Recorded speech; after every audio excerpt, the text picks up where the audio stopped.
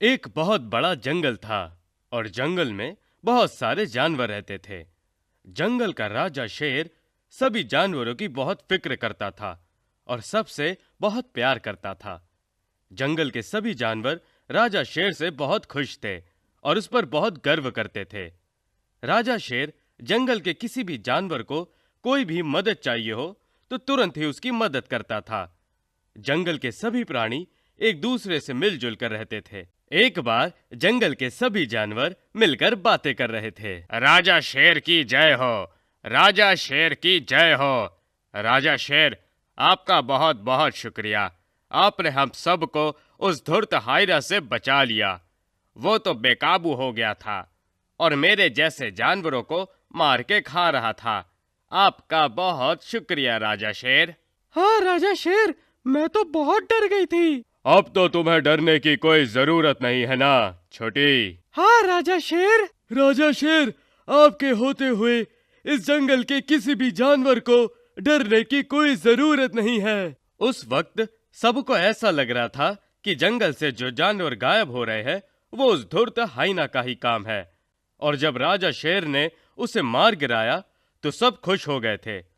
धूर्त हाइना के मरने के बाद जंगल में कुछ दिन तो शांति बनी रही, पर अगले ही दिन से जानवर फिर से गायब होना शुरू हो गए। इसीलिए जंगल के जानवर फिर से डर गए। राजा शेर को बुलाकर अपनी समस्या बताने लगे। राजा शेर, आप हमारी सहायता करो। जंगल से फिर से जानवर गायब होना शुरू हो गए हैं। आप कुछ कीजिए। मुझे तो बहुत डर लग रहा है। हाँ, मैं कुछ करता हूँ। पर फिर भी जंगल से दिन ब दिन जानवर गायब हो रहे थे। एक दिन छोटी बकरी और गोटू बंदर तालाब के पास खेलने के लिए मिलने वाले थे। अरे पता नहीं ये गोटू कहाँ रह गया, मैं कब से उसका इंतजार कर रही हूँ। तभी वहां राजा शेर आ जाते हैं। अरे छोटी, तुम यहाँ क्या कर रही हो? राजा शेर, मैं गोटू बंदर का इंतजार कर रही हूँ। हम यहाँ खेलने के लिए मिलने वाले थे। राजा शेर थोड़ी देर सोचता है। गोटू तो मुझे पहाड़ के पीछे दिखा था, शायद वहीं होगा। चलो हम उसके पास जाते हैं। छोटी कुछ सोचे बिना राजा शेर के साथ निकल जाती है। पहाड़ के पीछे पहुंच जाते हैं। राजा शेर, यहाँ तो गोटू नजर नहीं आ रहा। गोटू उस गुफा के अंदर है, चलो हम अंदर जाते हैं। दोनों भी गुफा के अंदर चले जाते हैं। अंदर जंगल से गायब हुए कुछ जानवर होते हैं। अरे ये क्या, ये सब यहाँ क्या कर रहे हैं? उन्हें मैं ही पकड़ लाया हूँ। उन्हें मैं यहाँ पर बांध के रखता हूँ और पर भूख लगने पर खाता हूँ। ये सुनकर छोटी बकरी बहुत डर जाती है। क्या आप ही जंगल से जानवर गायब कर रहे थे? तब राजा शेर जोर जोर से हंसने लगता है। हाँ, और तुम भी अब जंगल से गायब हो चुकी हो और तुम यहाँ से बाहर नहीं निकल पाओगी। ये कहकर राजा शेर गुफा बंद कर देता है और बाहर आ जाता है और मुस्कुराते हुए वहां से निकल जाता है। उसे पता नहीं होता कि ये सब करते हुए उसे किसी ने देख लिया है। गोटू बंदर ने छोटी बकरी को राजा शेर के साथ जाते हुए देख लिया था और उसके पीछे पीछे चला गया था और उसने राजा शेर को जंगल से जानवर गायब करके गुफा में रखे हुए भी देख लिया था। वो भागते भागते जंगल के बाकी जानवरों के पास चला गया। वहां पर लोमड़ी, चीता, हाथी, हिरण ये सब प्राणी थे। गोटू ने बीती बात जानवरों को बता दी। ये सब बात सुनकर जंगल के जानवर बहुत गुस्सा हो गए। राजा शेर को हम क्या समझते थे और वो क्या निकला। अब हम क्या करेंगे? हमें जानवरों को बचाना होगा। पर हम राजा शेर का क्या करेंगे? मेरे पास एक आइडिया है। वो आइडिया सभी को बता देता है। मिक्की हिरन राजा शेर के पास जाती है। राजा शेर, छोटी बकरी जंगल से गायब हो गई है। आप उसे ढूंढने में मेरी मदद करो। राजा शेर तब सोचता है, इसे भी गुफा की तरफ ले जाकर गुफा में बंद कर देता हूँ। अच्छा खासा हाथ लगी है। हाँ चलो। राजा शेर मिकी को भी गुफा के पास ले जाता है। लगता है छोटी इस गुफा के अंदर होगी। क्या सच में? वो दोनों अंदर चले जाते हैं। अंदर जाते ही शेर देखता है कि अंदर एक भी जानवर नहीं होता। अरे ये क्या, सब कहाँ गए? कौन सब? वो जानवर जिनको मैंने यहाँ बांध के रखा था। तुम्हें शर्म आनी चाहिए। हम सब का तुम पे कितना भरोसा था और तुमने हमारे साथ ही धोखा किया। अब तुम भी यही बंद रहोगे। क्या? राजा शेर को कुछ समझ आने से पहले ही मिकी हिरन जल्दी से भागकर बाहर आ जाती है और बाहर से मोटू हाथी बड़ा सा पत्थर गुफा में लगा देता है। राजा शेर भाग के गुफा के दरवाजे पर जाता है। अरे खोलो, कोई खोलो! बाहर सभी जानवर खड़े रहकर राजा शेर को चिल्लाते हुए सुनते हैं। अच्छा हुआ समय आने से पहले ही हमें राजा शेर की असलियत पता चली। और सभी जंगल में वापस चले जाते हैं। हाथी का जादू और ऋषि का श्राप। ये कहानी है गुफा वाले जंगल की। इस जंगल को गुफा वाला जंगल इसलिए कहा जाता था क्योंकि जंगल में एक बड़ी सी गुफा थी जिसमें एक ऋषि तपस्या और पूजा पाठ किया करते थे। इस गुफा के आसपास जल्दी कोई जानवर नहीं आता था, लेकिन हमारे मतवाले हाथी राजा वो कहां मानने वाले थे। वो तो भाई अपनी ही धुन में रहते थे। हाथी राजा की जंगल में रहने वाले शेर, ज़ेब्रा और खरगोश से बहुत बनती थी। खरगोश तो अक्सर उछल कूद करता हुआ हाथी की पीठ पर बैठ जाता था और हाथी भी बड़ी मस्ती में इधर से उधर घूमता था। लेकिन इस जंगल की सबसे मजेदार बात यह थी कि हाथी को जादू आता था। वो अपने जादू से किसी भी चीज को गायब कर देता था और फिर वो चीज तब तक नहीं मिलती थी जब तक वो नहीं चाहता। ऐसा करके हाथी बड़ा खुश होता था। एक दिन हाथी ज़ेब्रा से बोला, मैं सोच रहा हूं क्यों ना हम वो गुफा वाले ऋषि को परेशान करने चलें। ऐसा क्यों? क्या उन्होंने तुम्हें कुछ कहा है? नहीं तो, बस मेरा मन हो रहा है कि मैं उनकी पूजा की चीजें गायब कर दूं और उसे परेशान करूं। पर जब उन्होंने कुछ किया ही नहीं है तो तुम ऐसा क्यों करना चाहते हो? अरे मजे लेने के लिए, और क्यों? नहीं नहीं, मुझे ऐसा कुछ नहीं करना है। अगर तुम्हें करना है तो तुम जाओ। हाँ हाँ, मैं तो जाऊंगा ही। और ऐसा कहकर वो ऋषि की गुफा के पास पहुंचता है। ऋषि गुफा के अंदर होते हैं और बाहर पेड़ के पास पूजा का सामान रखा होता है। हाथी पूजा के फूल गायब कर देता है। इतने में ऋषि गुफा से वापस आते हैं और पूजा का जल रखकर जाते हैं। जब वो चले जाते हैं तो हाथी जल को गायब कर देता है और छिप जाता है। मैं बार बार पूजा की चीजें यहां पर लाकर रखता हूं और वो गायब हो जाती है। आखिर सब कुछ जा कहां रहा है? यहां तो मेरे अलावा कोई और है ही नहीं। तभी ऋषि चट्टान की तरफ देखते हैं, जहां चट्टान के पीछे से हाथी की सूंड दिखाई दे रही होती है। ऋषि को समझते देर नहीं लगती। हाथी, मैंने तुम्हें देख लिया है। ये सब तुमने ही किया है। मैं समझ गया हूं इस बात को। तुमने मुझे बिना बात के परेशान किया, अपने जादू का गलत फायदा उठाया। इसलिए मैं श्राप देता हूं, अब जब भी तुम जादू करोगे तो वो जादू उल्टा हो जाएगा। हाथी ऋषि की बात पर ध्यान न देकर वहां से वापस आ जाता है और अगले दिन शेर हाथी से कहता है, अरे हाथी, आज अपने जादू से तुम कुछ अच्छा सा खाने को लाकर दो, बड़ी भूख लगी है। हाँ हाँ जरूर, क्यों नहीं। पर ये क्या, हाथी जादू करने जाता है और जादू की जगह वो शेर को थप्पड़ मार देता है। ए हाथी, यह क्या किया? लगता है तुम्हें मरने का डर नहीं। और कुछ मंगाओ तुम जादू से, नहीं तो मैं तुम्हें ही खा जाता हूं।